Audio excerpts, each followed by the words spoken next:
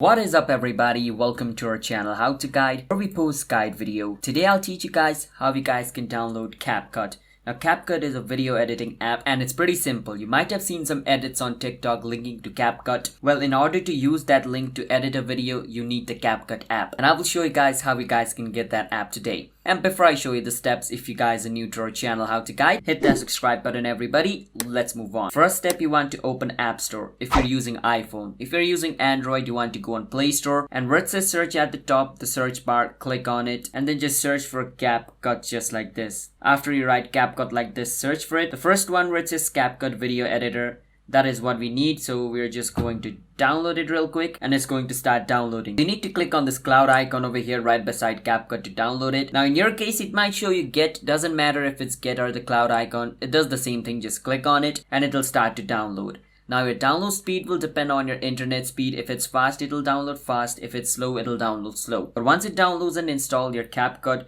your Capcut's logo is going to appear outside on your phone like this. You can just click on it and it'll open and you can start using Capcut. That's how simple it is to download Capcut. If you guys found our video helpful, hit the subscribe to our channel How to Guide. I'll see you guys next time.